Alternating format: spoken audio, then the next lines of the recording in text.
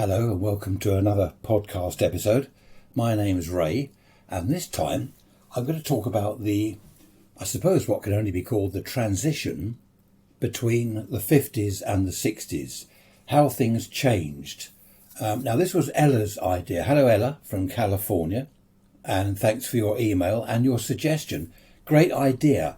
Although I was young, I was a kid in the 50s, but I do remember the music, the fashion. I remember a lot about the 50s and of course the change into the 60s. Now, the first thing I remember, obviously I suppose, miniskirts. I remember seeing my first miniskirt. It was Mary Quant, wasn't it, the designer? She brought in the miniskirt, but I think she got the idea from some other chap. I forget his name, Andre something, wasn't it? I don't know. I'm not going to look it up because it's not really relevant. The thing is, the miniskirt was such a different fashion from the 50s. In the 50s, yes, they had some shorter skirts, I think, but a lot of it were petticoats, wasn't it? Lots of petticoats, long skirts, dresses, and of course above the knee, narrow, pencil skirts, all that sort of thing. But once the 60s came along with this miniskirt idea, I remember falling off my bike. I was cycling along. I'm not sure whether I was going to school or what I was doing, but I was cycling along somewhere, and I saw this girl coming towards me on the pavement in this miniskirt, and I was sort of looking as I go past, looking at her, and I went up the curb and crashed into a hedge. And she looked back and laughed. But that was my first real experience of a miniskirt, or the sighting of one anyway. Fashion changed a lot as the 60s came along. Instead of drain pipe trousers, they were called drain pipes because that's what they looked like. They were very narrow trousers, just the same width all the way down. Of course, then came flares. You remember flares? These huge, tight down to the knees and then flared out down to your feet, from your knees to your feet, flared out. And they had huge flares. I mean, some of them looked ridiculous. I had one pair, I remember. They looked absolutely ridiculous. They were like sails on a yacht. And they would just flap about, any breeze or bit of wind. They're all wrapped around my legs. They just looked awful. I did like flares, but the ones that weren't quite so wide. Cuban heel boots, that was another favourite of mine. Cuban heels they were fantastic. Those pull-on or boots that zipped up at the side. Leather boots, black of course. And the Cuban heels, they were fantastic. Chisel toe, because the winkle pickers, they were 50s, weren't they? That's where the shoes went to a point in the front. Then we had chisel toe. They were all the rage. I remember that at school. All the rage. You had to have Cuban heel, boots, chisel toe style. They were the rage. I did feel sorry for some of the kids whose parents didn't have perhaps a great deal of money. They just had ordinary black shoes, and they kept their drain pipe trousers, of course. I'm now thinking of my school years, but if you move on from that... Actually, I have heard it said that the 50s fashions did last into the mid-60s. I'm not sure about that. I suppose it depends where you are. I mean, if you live in London, round the corner from Carnaby Street, you're buying all the latest gear, aren't you? Something that only came out yesterday. You're buying it today, so I suppose that's the difference, living down here on the coast. Only 50 miles from London, but far enough away not to be up with all the fashion. It did come down here, of course. It spread throughout the whole country, but it all started in London, especially Carnaby Street. I remember going there. Absolutely fantastic. Whatever you wanted, you could buy it. If you liked the way Bob Dylan dressed or Jimi Hendrix, you could buy the clothes. They were there. The shoes, everything, the trousers, the shirts, all the women's gear, of course. Fantastic. I used to go to Carnaby Street, not that often, but I tried to get up there whenever I could. Whenever, basically, I had some money, because these things weren't cheap. There were a lot of things I liked about the 60s, apart from the clothes, the music. I'll come to that in a minute. Girls looked like girls. Well, apart from the hippies. Well, no, they looked like girls. I mustn't be rude to the female hippies. They looked like girls. But the girls in miniskirts, with the long blonde hair, the knee-length boots, the white PVC or black PVC type boots, the mini dresses, weren't they? All that sort of thing. They looked like girls. Mind you, so did some of the boys. I mean, we all had long hair, And the ones that didn't have beard, I had a beard at one stage, but the ones that didn't have beards, they looked, dare I say it, they looked pretty. Look at some of the groups, the bands. We call them groups in those days. They're called bands now. Look at some of the bands. Is it the Pretty Things? Oh, there's a good example. The Pretty Things, and they were pretty, but the girls looked like girls and the boys looked like boys. Well, yeah, I'm just going back to that again. I do remember you drive along in your car or whatever, you're walking along, and you see someone from behind. You think, oh, that's nice. Long blonde hair at the back or long black hair or whatever. As you go past, you look round, you find out that it's a boy, because we had tailored shirts as well. I mean, I can't now. My stomach sort of expanded. I'd need a tailored shirt now that goes out, not sort of concave as it used to be, just above the hips. And the tailored shirt style and tailored jackets, from behind, it could be a female shape. You know, I don't know what it was. Everyone I think wanted to look pretty. I did go through a hippie stage where I had the flowers in my hair and the big shirt and the kipper tie, the huge kipper tie with flowers. Didn't go on that much. I liked the hat with sort of feathers and flowers in it, and I liked the big beard, the moustache, the full beard and moustache, hippie type clothes, sheepskin. What was it? Denim type coat things with sheepskin inside. I always wanted one of those. I got one in the end. And I used to have these boots as well that came up to my knees. And they were dreadful things. They were dreadful things to put on and take off. I forget the name of the hairstyle for girls. Was it beehive or something? I remember boys, I did it, back-combed my hair. Do you know what back-combing is? Where you get a coat where you know what back-combing is? My hair was that long. I used to back-comb it before I went out. I mean, I don't know what I must have looked like. Sadly, I don't have many photos from that era, which is a shame. But boys back-combing their hair, can you believe that? Back in the 60s. But the girls, they had, was it kiss curls and all that? Little kiss curls? I can't remember, but there were a lot of different fashions. But in the main, it was the flared trousers, the tailored shirts and jackets, the mini skirt, the knee-length white PVC boots for girls, all that sort of thing. Well, you've seen pictures, you've seen things on TV, no doubt. In the 50s, dancing was popular, dance halls, and the girls would wear these long dresses that flared out, as I said earlier, all the petticoats, doing the jive, where the skirts would all come out and go almost horizontal as they spin round very fast. All that ended with the change of music, of course, because in the 60s, what did we have? Well, to be honest, a dreadful sort of mishmash of dancing. There was people just sort of stood there and waved their arms around a bit. There was the twist. I remember the twist. That was 50s, wasn't it? But I do remember that in the 60s. Of course, you have to bear in mind that things overflowed from the 50s into the 60s. So the music changed dramatically from the 50s to the 60s. They had electric guitars in the 50s, obviously.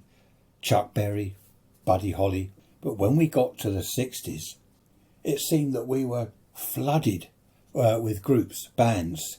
The Rolling Stones, the Beatles, the Who, the Cream, the Byrds, Beach Boys, Animals, Kinks, Pink Floyd. I mean, there were hundreds, must have been literally hundreds of bands that just appeared, all coming from Liverpool and London and wherever, and of course America.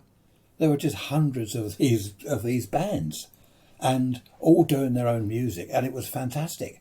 And of course, then along came the pirate radio stations, the ships in the North Sea, Radio Caroline, Radio London, all the rest of them.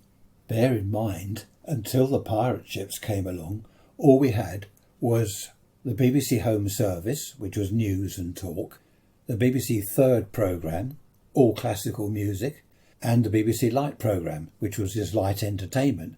That's all we had. There was Radio Luxembourg in the evenings. You could only get that in the evenings. And it was a pretty poor signal in a lot of parts of the UK. But apart from Luxembourg, there was nothing for teenagers, for people in their 20s, 30s, 40s. There was just nothing.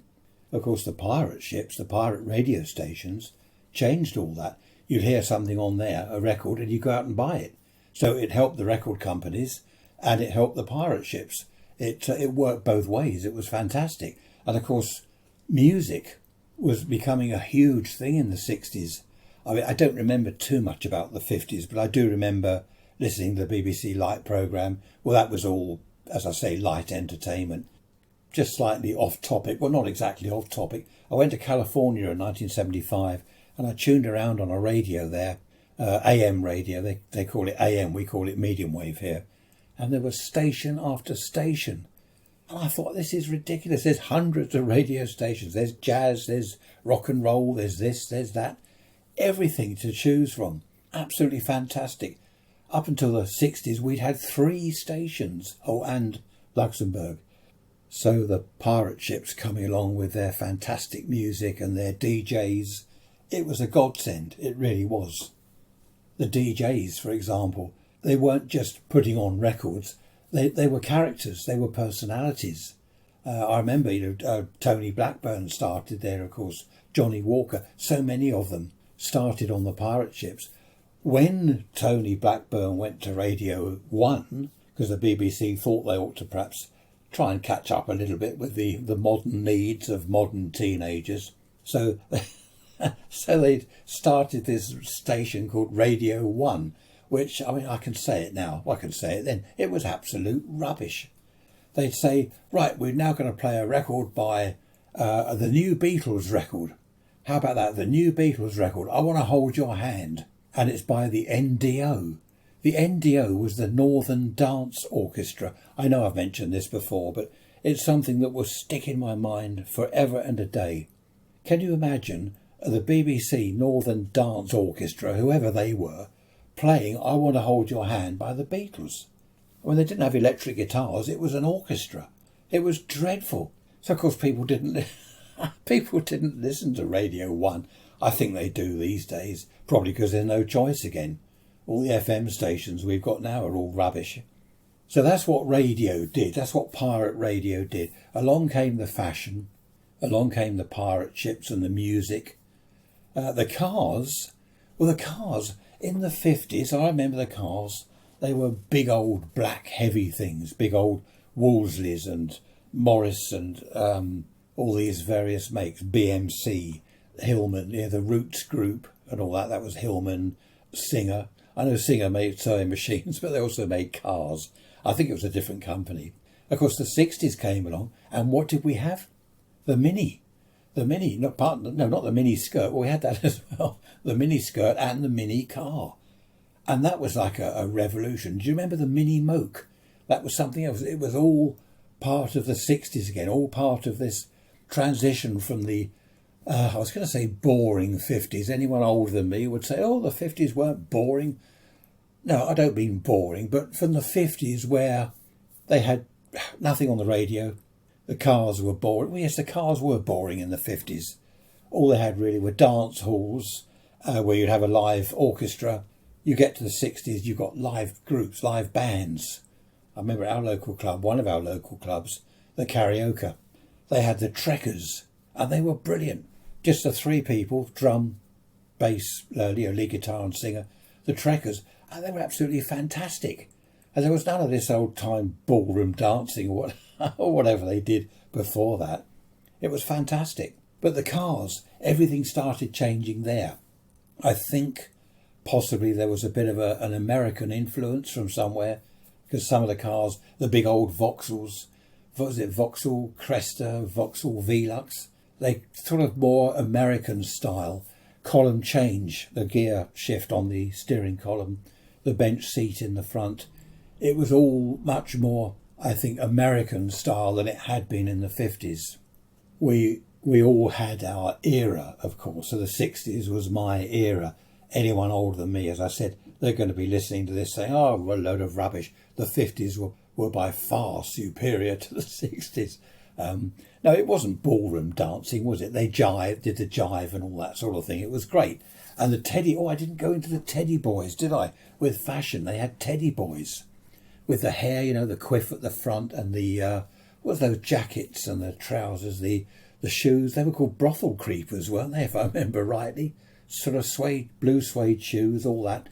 So they did have their fashion, but it just changed dramatically, completely unrecognisable when you got into the 60s, the fashion, the music, the cars, furniture at home, of course, everything changed. Well, that changed every decade anyway, didn't it? 30s, 40s, 50s, into the 60s, where we had this dreadful tubular furniture. But apart from tubular furniture, who ever thought of the idea of glass tabletops? Dining room table, glass. Coffee table, glass. Awful, dreadful stuff. Just going back to the radio as it was then and radio as it is now for a minute, the FM stations, funnily enough, this morning I was listening to an FM station. Well, I wasn't, my wife was. I don't listen to this rubbish. And the DJ, what is it with people on the radio and television these days? Now, in my day, even in the 60s, people spoke the Queen's English. I mean, not quite, don't you know, old boy, cheers, what? Yeah, I say, jolly good show, jolly hockey sticks. It wasn't quite that bad. But this DJ this morning, he was saying, went to a party at weekend in the city. And I'm thinking, party? City? Where's the city? I think he meant London. And it's dreadful. Some of them are really bad. I heard the other day on the radio a teacher from a school being interviewed, and I couldn't believe it. East End of London or wherever, this teacher. And they said about the lockdown and COVID and that. And she said, well, kids need an education, don't they? And I'm thinking, hang on, this is a teacher. The kids need an education, don't they? And she was going on like this. They want to be at school, innit? And I thought back to my child. Imagine the teachers speaking like that in my childhood in the 50s. Good grief. Well, they would have been sacked. I don't know. It's just got so bad, hasn't it? All the FM stations here are the same. They all talk rubbish. All the DJs are rubbish. Of course, there are dialects, aren't there? I mean, the East End of London is very special anyway. It's not that they're badly spoken, but this woman was. She was badly spoken. It wasn't just the kind of East London accent, which I think is brilliant. She was just badly spoken. Have you noticed? Now, what age have you got to be? If your mum had you in the 40s or 50s, look at photographs of your mum holding you. Your mum's in her, early 20s, and you're kind of a year or two old. Your mum looks, she's early 20s, she looks like she's 40. The clothes, the hairstyle, the big old coat, the grandma shoes. Women in the sort of 40s and early 50s, young women looked old. They looked like old grannies. That's another thing that changed in the 60s. You get young mums, well, there were quite a few. What was the kind of revolution? What was it? Make love, not war. The sexual revolution. Babies everywhere. But at least the girls look their age. You get a girl of, say, 22 holding a baby, her baby, and she looked 22, not kind of 32 or 42. That's weird. Have a look if you obviously depending on your age. Have a look through some old photos.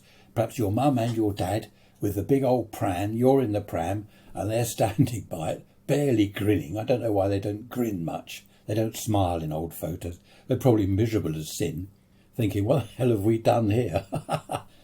But do have a look, because you'll see just how old younger people looked back in those days. When I first went to work in the 60s, I don't remember anyone being out of a job. I didn't. All the people I knew, all my friends, people down the pub, down the clubs, everyone had a job. I didn't know anyone out of work. I suppose after the 40s, the war years, the 50s people were recovering. There was still rationing into the 50s. There wasn't a lot of money about. By the time the 60s came along, there was money around. People had work, they had jobs. Everything had changed just so much since the war years. I suppose that's something else that helped this kind of 60s revolution. I mentioned earlier the sexual revolution. I mean, that was the thing. I would be asked out by girls. Not very often, I hasten to add. Well, no, it's almost every day. Well, yes, actually, almost every day I was asked out by at least half a dozen girls. No, that's not true. I'm lying now. But girls would approach boys, are you going to buy me a drink? I remember one girl saying that to me. Little pub. up in the sticks north of where I live. I was at the bar and this girl was there and she said, "Oh, hello, you going to buy me a drink?" And I thought, "Oh, this is it, my lucky night." So I said, "Yes, certainly." Bought her a vodka and lime. Then this chap came and stood next to her and she said to him, "Oh, this bloke's just bought me a drink." And he said, "Oh, cheers, mate, that's nice of you." And they walked off. I thought, that's good. That's the way to get a free drink out of someone. Oh, dear. I mean, that only happened once. But, girls were more open in the 60s. You know, if they liked you, they'd tell you. And, the sexual revolution, well, I won't go into that too much, but that speaks speaks for itself, really, doesn't it? It seemed that everyone was doing this love, not war thing. Looking back, I think people lost their inhibitions. For example, it wasn't unusual to see a girl or a group of girls walk into a pub unaccompanied by males. Whereas back in the 50s, I mean, I didn't go into pubs in the 50s, I was a child, but that didn't happen. You wouldn't get a girl going to a pub on her own in the 50s. Well, not unless she was, how can I put it, a working girl at night, or well, whatever it's called. But, you know, it was frowned upon. And I do remember, actually, even in the 60s, a lot of pubs wouldn't sell a girl or a woman a pint of beer. They had to have a half. Always a half, not a pint. Of course, that soon disappeared. And girls could buy pints, as many pints as they like, and knock them all back. And it was great fun. But inhibitions went as well. Girls down on the beach in the summer in tiny, tiny bikinis.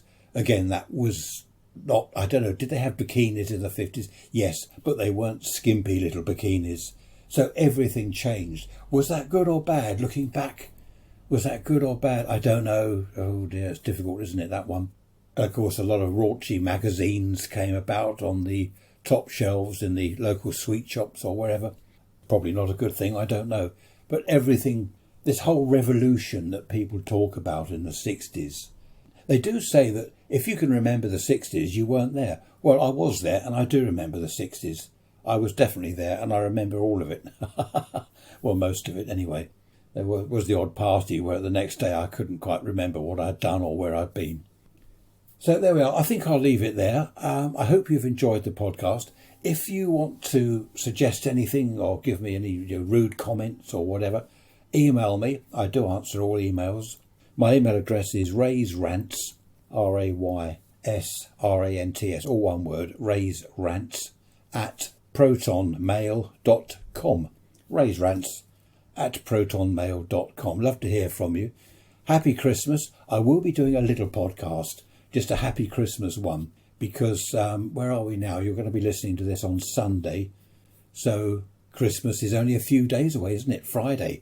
So I might do a little one during the week just to say happy Christmas to everyone. Take care, as always. Look after yourselves, and I shall see you next time. Bye-bye for now.